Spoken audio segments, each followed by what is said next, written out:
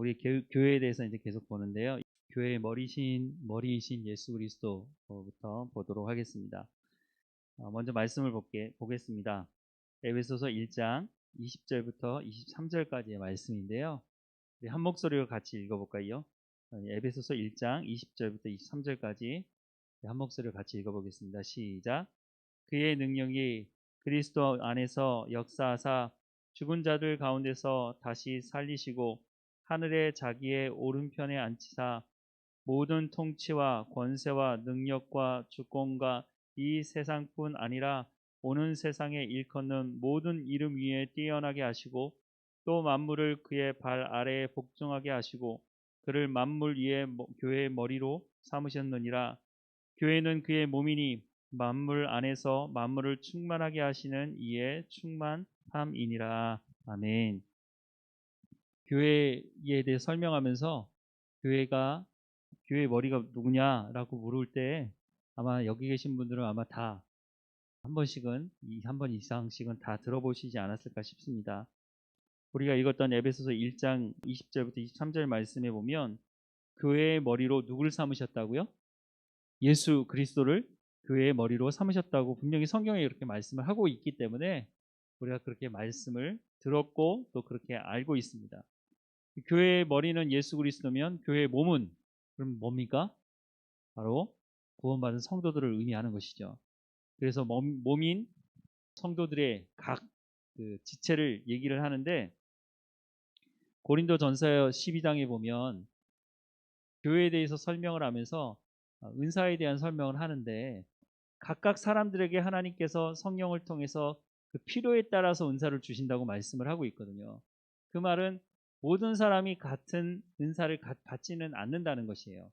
보편적으로 많은 사람들이 은사하면 생각하고 경험하는 게 이제 방언의 은사인데 방언의 은사만 있는 것이 아니라 여러 가지 은사가 있죠. 병 고치는 은사, 예언의 은사, 믿음의 은사, 뭐 여러 가지 은사들이 있는데 그 은사들이 한 몸을 이루고 있다고 설명을 하고 있어요.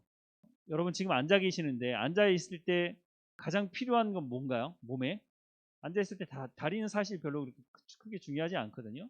근데 걸어갈 때는 어때요?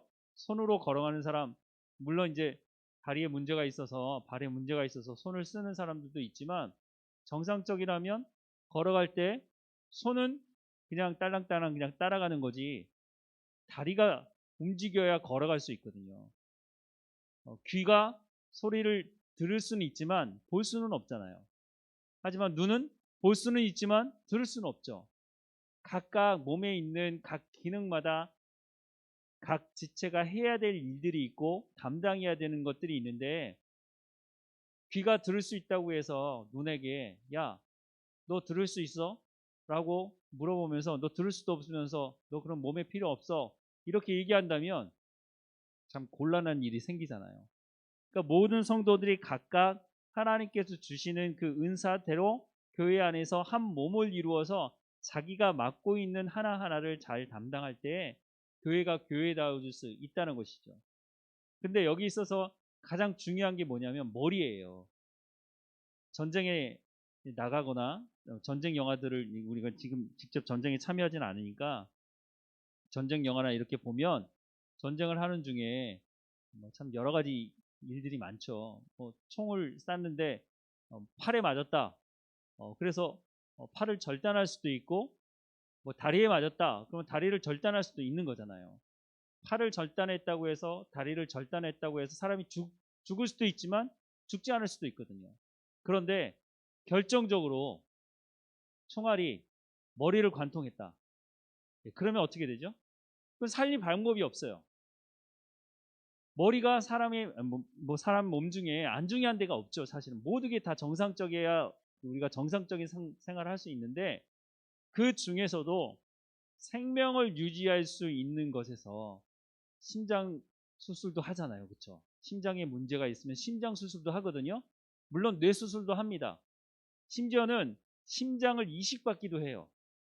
앞으로는 뇌를 이식받을 일이 있을지도 모르겠는데 영화에 보면 뇌를 이식하는 막 이렇게 그런 영화들도 나오는데 글쎄요. 제가 지금까지 제가 과학적인 지식이 없어서인지 모르겠지만 뇌를 이식하는 경우는 없는 것 같아요. 이 머리에 문제가 생기면요, 생명을 유지하기가 쉽지 않습니다. 응급처치 여러분 교육을 한번 받아보셨나요? 이 심장 막 이렇게 응급처치를 하잖아요. 왜 심장에 이렇게 하는지 아십니까? 저도 이제 교육받으면서 알았는데요. 심장이 멈췄기 때문에 하는 게 아니더라고요. 심장에 피가 있으니까 그것을 압력을 줘서 그 피를 뇌로 보내는 거예요. 그래야 뇌 기능이 이 피가 이렇게 순환이 돼서 산소를 공급하지 않으면 뇌가 죽기 때문에 그래서 하는 거지 심장을 뛰기 위해서 하는 건 아니더라고요. 그만큼 뇌가 중요하고 머리가 중요하다는 것을 말씀을 드리는 것입니다. 왜 교회를 설명을 할 때 교회의 머리가 예수 그리스도시고 그 다음에 성도들이 교회의 몸을 이루고 있느냐, 왜 이렇게 설명을 했을까? 너무 정확한 것 같아요. 우리가 신앙생활하고 교회에 모이는 가장 중요한 이유가 뭔가요? 지난 몇 주 동안 교회가 무엇이냐, 에베소서를 통해서 교회가 무엇인가에 대해서 사도 바울을 통해서 우리 가운데 말씀해 주신 이 말씀을 들었는데, 그러면 교회의 가장 핵심적인 것, 그것은 오늘 본문을 가지고 말씀을 드리자면 우리가 신앙생활 하기 위해서 사실 교회에 모이는 것이에요. 신앙생활 하지 않고 그냥 교회에 모일 이유가 없는 거죠. 사실은 직장생활하고 또 사회생활 하는 사람들이 이 저녁이 되면 피곤하잖아요. 왜 여기 와서 하나님 말씀을 들으려고, 하나님을 찬양하면서 기도하면서 왜 이 자리에 나오려고 하느냐는 거죠. 왜? 주일도 마찬가지예요. 날씨 좋고 이러면 교회 나가지 않는 사람들은 다 놀러 가려고 생각하죠. 그리고 제가 아는 어떤 분은 캠핑을 너무 좋아하세요. 근데 캠핑은 가서 하룻밤 자야지 정말 재밌잖아요. 근데 토요일날 캠핑을 가도 주일날 예배 때문에 이거 가야 되냐 말아야 되냐 고민이 되는 거예요. 여기 계신 분들은 그런 고민을 하지도 않으시겠지만, 어쨌든 내가 멀리 여행을 가고 싶은데 주일이 꼈어. 물론 우리가 거기 가서도 예배 드릴 수 있지만 내가 예배 드리는 예배당에 가서 내 교회에서 예배 드리겠다고 하는 사람들은 어디 멀리 가지도 못해요. 그러면 좀 손해보는 것 같아. 다른 사람들은 시간을 내서 다른 여행도 다니고 가족들과 무슨 시간도 갖고 한다는데 내가 이렇게 하는 게 맞는 건가, 이런 고민이 가끔 생길지도 모르겠지만, 어쨌든 예수 믿는 사람들은, 제대로 믿으려고 하는 사람들은 주일이 되면 그 정해진 시간에 준비된 마음으로 와서 하나님 앞에 예배하려고 한다는 것이죠. 왜 그렇게 하느냐는 거예요. 왜? 그것도 모자라서 수요일에 와서 예배 드리고, 그것도 모자라면 새벽에 나와서 예배 드리려고 하고, 왜 그렇게 하느냐는 거죠. 왜? 이유가 있어야 될 거 아니에요. 그냥 하는 사람이 어디 있어요. 이유가 있죠. 왜요? 신앙생활을 제대로 하고 싶은 거예요. 내가 예수를 믿고 싶은데 제대로 된 예수쟁이, 제대로 된 예수님의 제자가 되고 싶은데, 그러려면 말씀을 들어야 되고, 하나님은 예배를 기뻐하시니까 그 하나님의 마음을 기쁘게 하기 위해서, 그래서 예배 자리에 나오려고 하는 것이죠. 신앙생활 제대로 안 하려고 하는 사람이 예배에 열심히 나온다? 그런 일은 거의 없어요. 신앙생활을 제대로 하기 위해서 우리가 교회에 모이는 것이죠. 교회에 모이는 것은, 그러면 그 다음에 중요한 게 뭘까요? 교회에 오긴 왔는데, 내가 예배당에 오긴 왔는데, 그러면 신앙생활을 하기 위해서 그 전제를 가지고 왔다면 신앙생활을 제대로 하라고 하시는 하나님의 말씀을 들어야죠. 그 명령이 어디로부터 와요? 머리로부터 오는 것이죠. 우리가 밥 먹고 나서 배부르다는 것을 얼마나 정도의 양을 먹어야 배부르다고 생각을 하게 되나요? 이 머리에서 사인을 주지 않으면 계속해서 먹게 되는 거예요. 야, 그 정도 먹으면 너 배부른 거야 라고 하는 것을 머리에서 사인을 주지 않으면 그걸 모르는 거거든요. 손가락이 가시가 찔렸는데 이게 아픈지 안 아픈지를 이 머리에서 그것을 사인을 주지 않으면 모르는 거죠. 그런 병이 있잖아요. 성경에 나오는 한센스 병이라고 하는, 심지어는 내 손가락에 잘려도 그것이 고통이 있는지 없는지를 모르는, 그건 뇌에서 전달해주는 신경계통에 문제가 생긴 거잖아요. 제대로 전달이 안 되는 거. 건강하다고 할 수 없는 것이죠. 교회가 건강하려면 그러면 어떻게 돼야겠어요? 머리로부터 명령하는 그 명령을 몸이 잘 그것을 숙지하고 전달하고 또한 그 말대로 머리에서 명령한 대로 움직여야 그래야 건강한 것이잖아요. 밥을 앞에 두고 머리에서 명령해서 야 숟가락을 들어 그래서 이걸 이렇게 퍼서 입에 집어넣어 그리고 잘 씹어 우리가 이렇게 말하지 않지만 사실은 뇌에서 그것을 다 머리에서 명령을 하기 때문에 우리가 그것을 먹고 마시고 건강을 유지할 수 있는 거잖아요. 신앙생활도 똑같다는 것이에요. 예수 그리스도가 머리라고 소개하고 있는 것은 예수 그리스도가 말씀이신 그분이 명령하신 대로 살아야만 교회가 교회다워질 수 있다는 것이에요. 그런데 그 예수 그리스도를 설명하면서 예수 그리스도는 그냥 인간 예수가 아니라 그분이 십자가에서 죽으셨을 뿐만 아니라 뭐라고요? 부활하신 분이라고요. 부활의 첫 열매가 되셔서 하나님 우편에 앉아 계시고 우리가 읽었던 말씀처럼 모든 통치와 권세와 능력과 주권과 이 세상뿐 아니라 오는 세상에 일컫는 모든 이름 위에 어떻게 해요? 뛰어나게 하시고 만물을 그 발 앞에 복종하게 하셨다고 말씀을 하고 있어요. 그 예수님께서 세상 끝날까지 내가 너희와 항상 함께 있겠다고 약속하고 계신다는 거예요. 성경은 이렇게 분명히 말씀하고 있고 예수 그리스도가 부활의 첫 열매가 되셔서 우리를 하나님의 교회 몸된 교회로 불러주시고 그래서 신앙생활을 잘할 수 있도록 이끌어 주셨어. 근데 그 다음이 문제가 생겼어요. 분명히 나는 신앙생활 하기 위해서 왔는데 하나님 말씀을 들어야 신앙생활 제대로 할 수 있다는 것을 성경은 말씀해 주고 있는데 문제는 뭐예요? 내가 안 듣는다는 거예요. 하나님이 아무리 말씀하셔도 그 말씀을 그 사람이 듣지 않으면 어떻게 되느냐는 거예요. 제가 요즘에 그 열왕기 상하를 보고 있는데요. 열왕기 상하에 수없이 많은 왕들이 등장하죠. 북이스라엘의 왕들, 남유다의 왕들이 계속 등장하는데 하나님의 말씀에 불순종하는 사람들의 공통점이 있어요. 제가 요 며칠 전부터 아합부터 해서 북이스라엘의 아합과 그의 아들 아하시야, 그 다음에 여호람 이렇게 왕이 이렇게 내려가는데요. 하나님께서 아합에게 회개할 기회를 주셨을까요? 주시지 않았을까요? 북이스라엘의 가장 악한 왕이라고 손꼽히는 왕이 아합이에요. 아합. 아합은요 아예 그냥 사마리아 수도에다가 바알 신전을 지었어요. 그리고 왕이 그렇게 하니까 모든 백성들이 하나님을 섬길 수가 없는 거죠. 왕이 나서서 바알 신전도 짓고 신상도 만들어서 거기 절하고 있으니 물론 이세벨의 영향이 컸지만 그런 아합이지만 하나님께서 아합에게 회개할 기회를 여러 번 주세요. 그러니까 머리에서 명령을 하는데 몸이 반응하지 않는 거예요. 기근을 주기도 하고 또 갈멜산에서 엘리야를 통해서 하나님이 하늘에서 불을 내리시잖아요. 그런 것들을 보고 경험했음에도 불구하고 하나님의 은혜가 분명히 아합에게 임했는데도 불구하고 회개하지 않아요. 그것뿐이에요. 그 이후에도 아람과의 전쟁이 있었는데 그 전쟁도 이길 수 없는 전쟁이었는데 하나님이 전쟁에 이기게 하세요. 하나님의 사람을 보내서 내가 이 전쟁을 이기게 하겠다 라고 말씀하셨고 그 전쟁이 이겨요. 그런데 그 전쟁 마치고 나서 한다는 짓이 나봇의 포도원을 가지고 싶어서 안달인 거죠. 왕이 땅이 없어요. 포도원이 없어요. 근데 그게 좋은 거예요. 더. 나봇의 포도원을 결국에는 나봇을 죽이고 빼앗잖아요.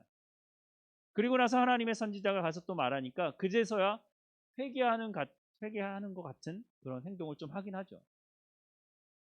아합이 죽고 나서 그 아들 아하시야가 왕이 돼요.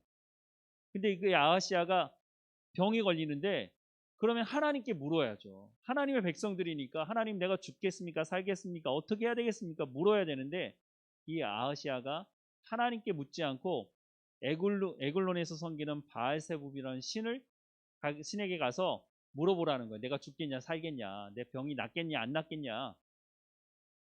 너무 황당한 일들을 하고 있는 거죠. 그런데 그 아하시아에게도 하나님께서 회개할 기회를 주세요. 근데 회개하지 않아요. 아하시아가 죽고 나서 아합의 아들이었던 여호람이 다시 왕이 돼요. 근데 그 사람에게도 하나님께서 엘리사를 통해서 회개할 기회를 여러 번 주세요. 하나님의 은혜를 주시는 거죠. 근데 회개하지 않아요. 결국은 하나님께서 심판하시게 되는 거죠. 머리 대신 예수 그리스도께서 말씀하심에도 불구하고 그 말을 듣고 내 몸이 움직이지 않는다면 결국은 병들게 돼 있고, 그 병든 것에 대해서는 하나님도 어떻게 하실 수 없는 것이라고 생각이 들어요. 하나님이 은혜를 주시지 않는 것이 아니고 하나님 은혜를 주신다고 말씀하고 있어요. 교회라고 하는 것은 예수 그리스도가 머리가 되셔서 하나님의 말씀이 예수 그리스도를 통해서 전달됐을 때 그 말씀에 순종하는 사람들을 통해서 교회다운 교회가 이루어진다고 하는 것이에요. 제가 지금 드린 말씀을 여러분 처음 듣는 말씀은 아니라고 생각이 들어요. 그러면 과연 나는 교회다운 교회인가? 스스로에게 질문해 볼 필요가 있죠. 분명히 교회가 무엇인지도 말씀하고 있고 교회는 이렇게 되어야 된다고 말씀을 하고 있음에도 불구하고 교회답지 못하다면 그건 뭐가 어디엔가 문제가 있는 것이죠. 디모데후서 3장 12절에 보면 무릇 그리스도 예수 안에서 경건하게 살고자 하는 자는 박해를 받으리라 라고 말씀을 하고 있어요. 하나님께서 말씀하신 말씀대로 순종하며 삶을 살아가는 사람들에게는 박해가 있을 수밖에 없다고 말씀을 하고 있어요. 왜냐하면 세상과 충돌되기 때문에. 물론 세상이 그것을 악용하는 사람들도 있어요. 너 그리스도인이지? 그러면 오른밤 맞아봐. 그리고 왼밤도 다시 대라며 그렇게 말하는 사람들이 있어요. 그때 우리는 어떻게 해야 될까요? 좀 극단적인 예인지 모르겠지만 분명한 건 하나님 말씀에 순종하다 보면 세상과 충돌이 일어날 수밖에 없다는 것입니다. 내가 조금만 속이면, 내가 조금만 모른 채 하면 훨씬 더 많은 이익을 가질 수 있는데 그런 타협이 우리의 삶에 얼마나 많아요. 그럴 때 내가 좀 손해보더라도 내가 그리스도인이고 하나님께서 그렇게 하지 말라고 했습니까? 성경에 보면 저울을 속이지 말라는 말씀이 있습니다. 요즘 같은 세상에도 저울을 속이잖아요. 가끔가다 나오는 주유소에서 기름 넣는 그거 메탈을 속이는 거, 시장에서 몇 그램이라고 올려놓은 그 저울을 속이는 거, 이전부터 있었고 지금도 여전히 있는 것이지만 그리스도인이라면 그렇게 하지 말라는 거예요.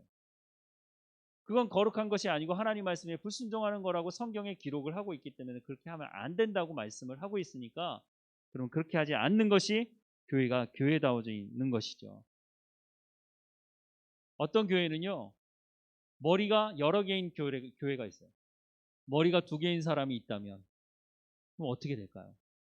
생각이 다른데 몸은 하나인데 문제가 심각해지는 거잖아요. 그런데 교회 안에 예수 그리스도의 말씀을 듣고 순종해야 되는 사람들이 예수 그리스도의 말씀을 듣지 않고 사람의 말을 듣고 움직이는 사람들이 적지 않다는 것입니다. 왜 교회 오는지 모르겠어요. 교회 오는 목적 자체가 신앙생활을 하겠다고 오는 것이고 신앙생활을 제대로 하기 위해서는 하나님의 말씀을 들어야만 신앙생활을 할 수 있고 머리 대신 예수 그리스도를 중심으로 신앙생활을 해야 제대로 된 신앙생활을 할 수 있다는 건 너무 당연한 것인데 신앙생활을 하겠다고 교회에 왔는데 하나님의 말씀을 듣지 않아요. 사람의 말을 들어요. 이건 교회가 될 수가 없는 거예요. 그런데도 참 대단한 건 매주 와요. 근데 하나님 말씀을 듣지 않아요. 그리고 자기 스스로는 교회에 왔고 내가 교회에서 열심히 봉사하니까 직분도 받고 내가 그러니까 구원받은 줄 알고 삶을 살아가는 거죠. 성경적인 기준으로 본다면 교회가 아닌 건데 근데 또 교회가 아니라고 말하면 기분 나빠요. 성도들끼리는 그런 얘기 못하죠. 하나님 말씀을 전하는 목회자들이 하나님께서 말씀하는 교회는 이런 겁니다. 그렇게 하면 안 됩니다라고 얘기하면 기분 나빠. 이제 그때부터 안 들어. 더 안 들어요. 더 안 들어. 신앙생활 하기 위해서 왔다면 머리 대신 예수 그리스도의 말씀을 들어야 하는 것은 너무너무 당연한 것입니다. 듣는 것은 또한 순종함과도 연결되어져야 합니다. 귀로만 듣는 것을 들었다고 성경은 말씀하지 않는다고 말씀드렸잖아요. 실제로 그렇게 살아야 그것이 하나님 말씀을 들은 것이라고 말씀을 하고 있어요. 그런데 교회 오래 다니다 보니까 귀는 커져가지고요. 귀가 너무 고급이 됐어. 그러니까 듣는 귀는 있지만 삶으로 행하는 삶은 없는 거예요. 그 교회가 교회답지 못하다고 하는 가장 중요한 이유가 거기 있는 거예요. 정상적인 목회자라면 하나님 말씀을 제대로 전하겠죠. 그러면 그 말씀을 들은 성도들은 그렇게 살아야 되는데 성장하지 않는 거예요. 평생을 교회에 다녔는데 그냥 달라고만 얘기하고 나 알아달라고 얘기하고 관심 보여달라고 얘기를 해요. 참 답답한 경우인 거죠. 제가 예전에 한번 그 말씀 드렸잖아요. 제가 신방을 갔다 온 어떤 집사님이 계시는데 그 집사님이 갑자기 교회를 안 나오겠다는 거예요. 부목사로 있을 때 참 곤란한 때가 그런 데인데 아니 신방 와달라고 해서 신방도 하고 예배도 드리고 그러고 왔는데 그 주부터 교회 안 나오겠다는 거예요. 이유가 뭐냐? 나중에 알고 보니까 목사가 신방을 안 왔다는 거예요. 나 목사인데? 부목사는 목사가 아니라는 거예요. 담임 목사가 와야 교회 목사가 온 거지 부목사는 그 사람이 생각하는 거는 목사가 아니에요. 그 목사가 신방 안 왔다고 그래서 교회 안 나온다고 그래요. 이럴 때는 어떻게 해야 되나요? 1, 2년 교회 나온 것도 아니고 새 가족도 아니에요. 이제 첫 신앙생활 하는 분도 아니에요. 수십 년을 신앙생활 했다고 하는 분의 입에서 나오는 말이 담임 목사가 신방 안 왔기 때문에 교회 안 나온다는 거예요. 그럼 담임 목사 때문에 교회 다니는 거예요? 예수님 믿기 때문에 교회 와서 예배 드리는 것이지 담임 목사 때문에 예배 드린다 안 드린다 이 말이 되는 게 아니잖아요. 도대체 성경을 본 거예요 안 본 거예요? 지금까지 뭘 배운 거냐는 거죠. 물론 그분이 잘못된 말씀을 전하는 목회자를 만나서 잘못된 말을 들었을 가능성은 있을 수 있어요. 그런데 그런 사람을 교회에서 길러냈다는 것 자체가 이거는 정말 상당히 심각한 거거든요. 언제까지 나만 바라봐 달라고 하실 거예요. 그런 사람이 어떻게 복음을 전할 수 있어요? 나만 바라봐 달라고 한 번만 안 나오면 그냥 전화 안 했다고 뭐라고 그러고 그런 정도 신앙생활을 하면서 무슨 신앙생활을 하겠다고 하는 건지 잘 모르겠어요. 예수님 때문에 나오는 것이잖아요. 예수님이 십자가에서 나를 위해서 죽으셨기 때문에 그 사랑을 경험했기 때문에 그래서 신앙 고백하고 세례 받은 거 아니에요? 혹시 여기서도 초코파이 받고 세례 나오신 분이 있어요? 그런 거 아니잖아요. 나를 구원하신 예수님의 사랑 때문에 그 사랑을 경험해서 내가 세례 받고 내가 신앙생활 하겠다고 하는 것 아니에요? 여러분들 중에는 그런 분들 계실 거예요. 내가 첫 번째 신앙생활 하는 사람이라서 집에서 너 죽인다 너 한 번만 더 교회 가면 가만 안 둔다. 여러분 그런 얘기 들어보시면서 신앙생활 하신 분도 계실 거예요. 그렇게 와서 신앙생활을 하게 됐다면 언제까지 아이들이 태어나가지고 엄마만 바라보면서 나 배고프니까 밥 달라고 울어대는 그런 신앙생활을 언제까지 하실 거냐는 거예요. 머리로부터 공급되는 그 말씀을 듣고 순종하며 살아가는 삶을 살아가야 그래야 장성한 그리스도의 분량까지 이르게 되는 것인데 평생을 신앙생활했다고 하는 사람들이 그렇게 한다면 그건 심각한 거예요. 본인 스스로가 그것을 알아차려야 되는 것이죠. 근데 몰라요. 그게 그렇다고 말해주는 사람의 말도 듣기 싫어하고 자존심 상하니까 어디서부터 다시 시작해야 되는지를 잘 모르겠어요. 근데 분명한 건 성경에서 말하는 대로 돌아가면 그게 정답입니다. 예수 그리스도가 교회의 머리시고 우리는 몸이니까 머리로부터 공급되는 하나님의 말씀을 듣고 거기에 따라 순종할 때에 교회에 다워질 수 있다는 것이죠. 교회가 교회다워지는데 또 한 가지 중요한 건 예수 그리스도가 머리라고 하는 것은 예수 그리스도가 바로 하나님이시라고 하는 것을 우리가 인정하며 살아가야 한다는 것입니다. 하나님이 하나님됨을 인정하는 것이에요. 이스라엘 백성들이 가장 큰 실수를 한 게 뭐냐면 하나님을 모시는 성막과 성전을 지어놓고 제사는 드렸는데 하나님을 하나님으로 인정하지 않는 것입니다. 이런 거랑 똑같아요. 내가 집에 들어가서 아버지가 계시는데 아버지를 아버지로 인정하지 않는 거예요. 그런 자식을 뭐라고 하나요? 아버지를 아버지로 인정하지 않으면 그게 무슨 가정이 될 수 있겠어요? 말이 콩가루 집안 되는 거죠. 우리가 신앙생활하면서 이걸 놓칠 때가 있어요. 하나님이 하나님 되심을 인정하는 거죠. 하나님이 말씀하셨습니까? 하나님이 하나님 되심을 인정한다는 건 하나님이 말씀하셨다면 그걸 어떻게 받아들이는 거예요? 순종하는 거예요.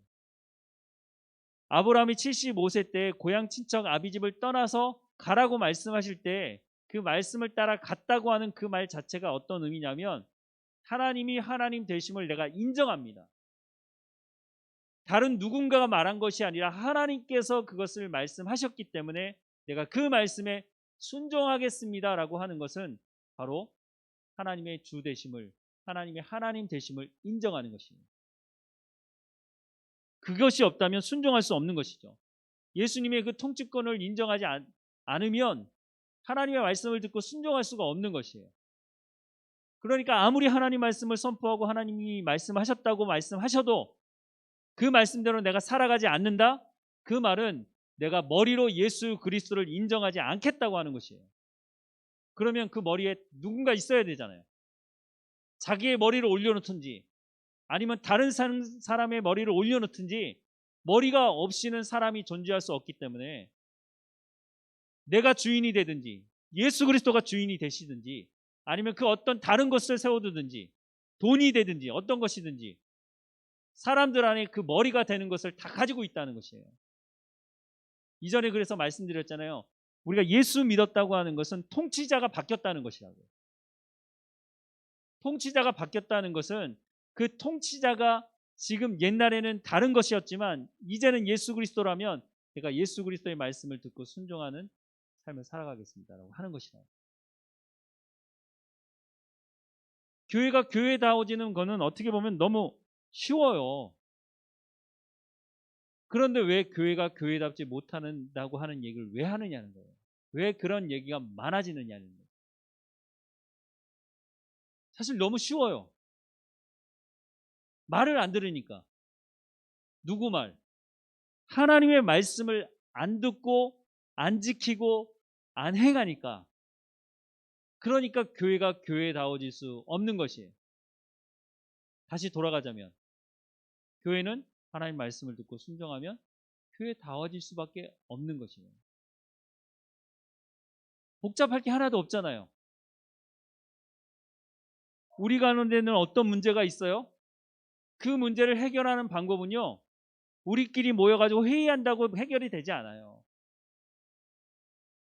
우리끼리 협의를 본다고 해서 해결되는 문제가 아니에요. 그럴 수도 있어요. 한 번씩 양보할 수 있어요. 근데 무엇을 위한 양보인 거예요? 무엇을 위한 협의를 하는 거예요?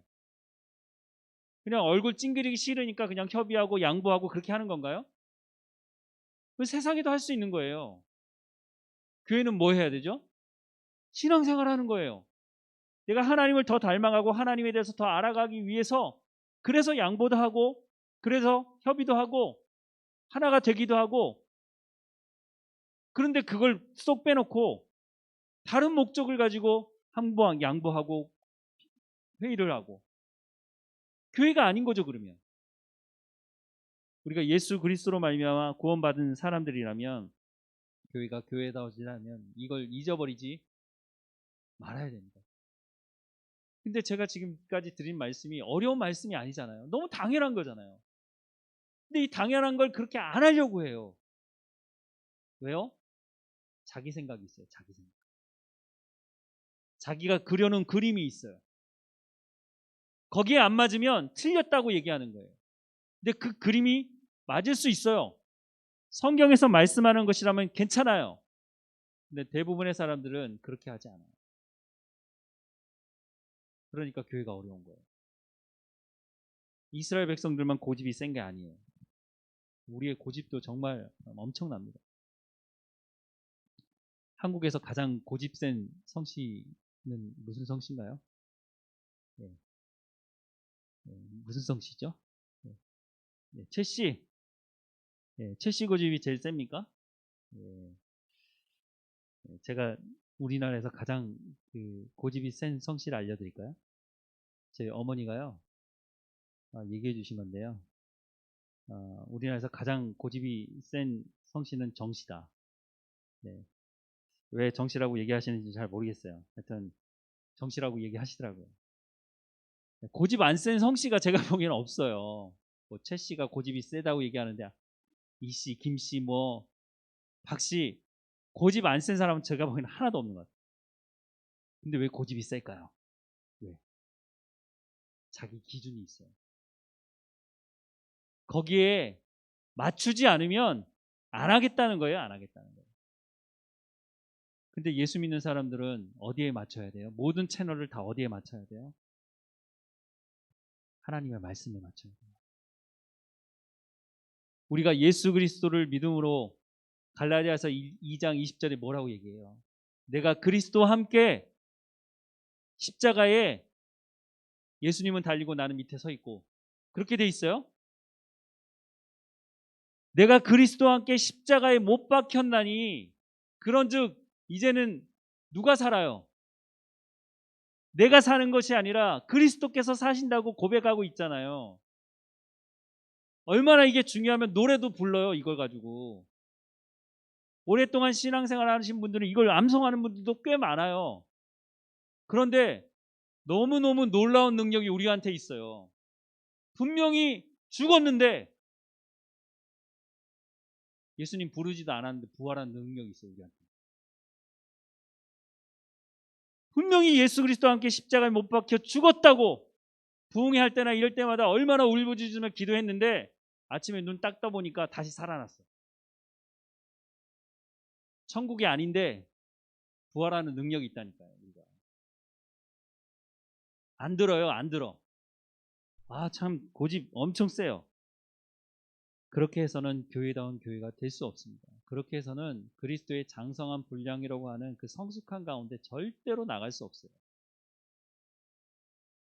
믿음의 사람들의 공통점을 보세요. 그 사람들이 왜 신앙이 성숙하는지. 때로는 바보 같아요. 그래서 예수님이 뭐라고 말씀하세요? 어린아이와 같지 않으면, 어린아이가 가진 믿음과 같지 않으면 천국에 들어갈 수 없다고 말씀까지 하세요. 어린아이는요, 묻고 따지지 않아요. 엄마 아빠가 그렇게 얘기하면 그런 줄 알아요. 그리고 받아들여요. 순수해요. 계산하지 않아요. 그런데 우리는 신앙생활 하면서 너무 계산을 많이 해요. 하나님께서 이렇게 말씀하셨는데 이렇게 하면 앞으로 어떻게 될까? 물론 앞으로 일어나지 않은 일 때문에 불안하고 떨리는 마음이 있어요. 기도하죠. 하나님 평안함을 달라고. 하나님 정말 이렇게 말씀하셨다면 하나님의 말씀대로 순종하겠는데 그래도 이런 문제는 해결해 달라고 하나님께 기도는 하죠.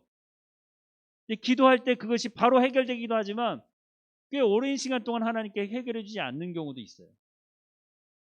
그러면 또 의심이 들잖아요. 이거 지금 제대로 가는 건가? 여러분 얘기하는 게 아니고 제 얘기하는 거예요. 제가 그래요. 분명히 하나님께서 말씀하셨는데 여기까지 왔는데 그러면 상황이 이렇게 열려지고 이것도 이렇게 해야 되고 이렇게 해야 되는데 왜 열려지지 않지? 그럼 내가 제대로 가고 있는 건가? 또다시 하나님께 묻게 돼요. 기도원만 하나님 이번에는 이렇게 해볼게요. 그리고 다음엔 이렇게 해볼게요. 자꾸 하나님께 사인을 구하는 것이 기도원만 그렇게 사인을 구하는 게 아니고 우리가 그래요. 우리가. 그런데 중요한 것은 내가 그래도 하나님 말씀대로 따라가 보겠습니다. 하나님 내가 좀 곁길로 갈 수 있을지 모르겠지만 나를 붙들어 주셔서 다시 오게 하셔서 나는 일평생 하나님 말씀대로만 살아가겠습니다. 아브라함이 75세에 하나님 말씀을 따라갔던 것처럼 내가 그렇게 살아가겠습니다. 그런 사람은요 하나님께서 포기하실 리가 없어요. 아까 말씀드렸잖아요. 아합과 같은 사람에게도, 하나님 앞에 대적하는 사람에게도 하나님이 회개할 기회를 주신다고요. 그런데 나는 하나님의 말씀대로 살아가 보겠습니다 라고 한다면 그 사람에게 하나님께서 함께 하시면서 성령이 도우시고, 성령이 말할 수 없는 탄식으로 우리를 도우셔서 하나님의 사람으로 만들어 가신다고요. 내가 지금 머리로 섬기고 있는 분은 누굽니까?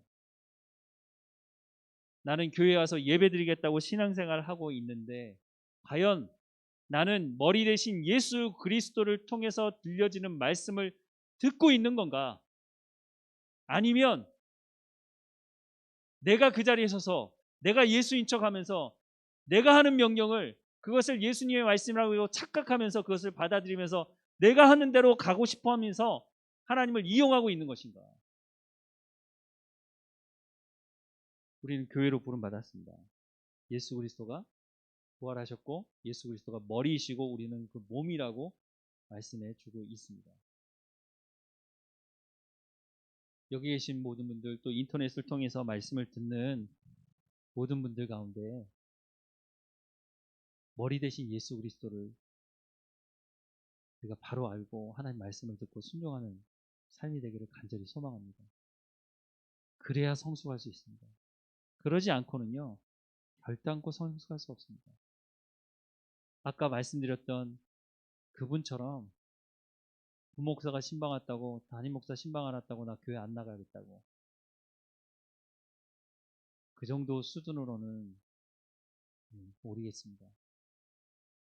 그것을 성숙했다고 얘기할 수 없겠죠.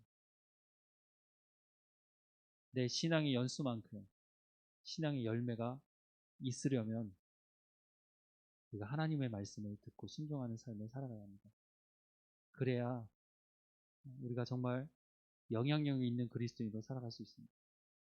그래야 영향력이 있는 교회가 될 수 있고 세상을 향해서 하나님의 복음을 바로 전할 수도 있습니다. 이 시대의 교회가 그 말을 듣지 못하고 있다면 우리가 예수 그리스도를 정말로 머리로 섬기고 있는 사람들입니다. 아니면 내가 주인이 돼서 오히려 예수 그리스도를 이용해 먹고 있지는 않은지 다시 돌아봐야 할 것입니다. 신앙생활 하기 위해서 교회에 왔다면 신앙생활을 하셔야죠. 하나님께서 말씀하시는 대로 교회가 되어져가기를 간절히 소망합니다. 기도하겠습니다. 사랑하는 하나님, 예수 그리스도를 교회의 머리로 주시고 그 예수 그리스도를 통해서 우리가 몸을 이루게 하시고 하나님의 자녀가 되어서 하나님의 자녀로 풍성한 은혜를 맺어갈 수 있도록 허락하시고 불러주신 하나님의 은혜를 감사드립니다. 하나님, 우리가 이 시대에 교회가 될 수 있도록 인도해 주시고 교회다운 교회로 자라갈 수 있도록 은혜를 허락해 주옵소서. 머리 대신 예수 그리스도를 통해서 들려지는 말씀을 들을 수 있는 귀를 열어주시고 성령의 충만함으로 하나님 말씀을 깨달아 알 수 있도록 인도해 주옵소서. 하나님을 체험하는 예배가 되게 하시며 하나님께서 찾으시는 예배자로 하나님께 예배하는 사람들이 될 수 있도록 은혜를 허락해 주옵소서. 이 시대에 예배의 자리를 떠나가 있는 사람들에게 나아가서 참되신 하나님의 말씀이 무엇인지를 증거하는, 복음을 전하는 우리 모두가 될 수 있도록 하나님 인도해 주시고 우리 입술에 하나님 말씀을 붙여주셔서 그 말씀을 전파할 뿐만 아니라 우리가 그 삶으로 하나님의 영광을 드러내는 삶이 될 수 있도록 은혜를 허락해 주옵소서. 머리 대신 예수 그리스도를 중심으로 모든 성도들이 각각 맡은 모든 일들을 충실히 감당하며 하나님 신앙생활을 제대로 하고 성숙한 그리스도인으로 그리스도의 장성한 분량 위에 이르기까지 성숙하는 사람들이 될 수 있도록 하나님 우리를 불쌍히 여기시고 인도해 주옵소서. 모든 것을 하나님께 맡겨드립니다. 늘 깨어있게 하시고 하나님과 동행하는 삶을 살아가게 하옵소서. 우리 입술에서 원망과 불평을 채우는 것이 아니라 하나님께 감사하는 삶이 될 수 있도록 인도해 주옵소서. 날마다 우리 가운데 좋은 것을 허락하시는 하나님께 감사드리고 예수님의 이름으로 기도드립니다. 아멘.